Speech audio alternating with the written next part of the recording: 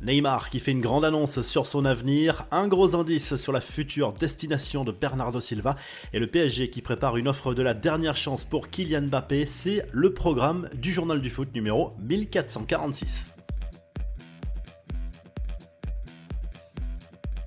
Neymar clôt le débat sur son avenir. La star du PSG s'est livrée lors d'une interview accordée à un journaliste brésilien diffusée sur YouTube, malgré les rumeurs au sujet de son possible départ et sa relation conflictuelle avec une partie des supporters. L'international brésilien affirme vouloir poursuivre son aventure à Paris. J'aime jouer au PSG, j'espère y jouer cette saison. J'ai un contrat, je suis serein, même s'il n'y a pas beaucoup d'amour avec les supporters, je serai là, avec ou sans amour, a lâché l'ancien Blaugrana. Lors de cet entretien, Neymar a également laissé entendre qu'il comptait participer à la Coupe du Monde 2026 avec la Seleção pour aller chercher une 6e étoile. Où jouera Bernardo Silva la saison prochaine? Le suspense dure depuis plusieurs semaines, mais le dénouement est peut-être proche. La presse catalane a mené sa petite enquête, annoncée dans le viseur du Barça. Le milieu offensif de Manchester City aurait finalement choisi le PSG. Le journal Sport révèle en effet que la compagne de l'international portugais a commencé à visiter des maisons situées à proximité du centre d'entraînement du PSG. Si l'info est vraie, c'est clairement un indice de taille concernant la future destination de Bernardo Silva. Concernant Kylian Mbappé, la presse espagnole évoque l'inquiétude des dirigeants parisiens sur les conséquences d'un départ libre de l'international français en 2024.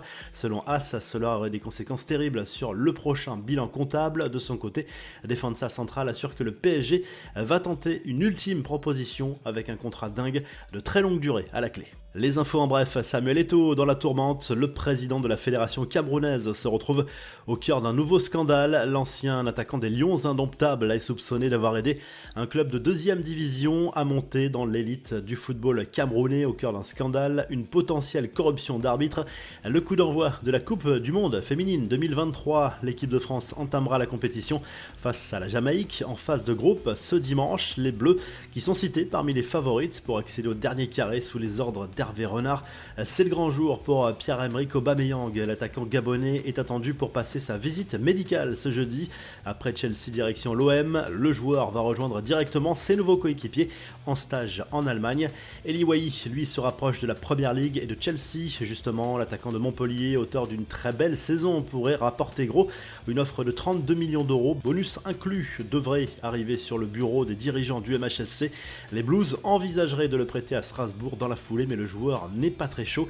Enfin, la signature de Benjamin Mendy à Lorient divise les supporters du club breton qui a créé la surprise en annonçant l'arrivée de l'ancien joueur de Manchester City, tout juste blanchi par la justice britannique. Un retour sur les terrains que son entourage préparait en fait depuis plusieurs semaines.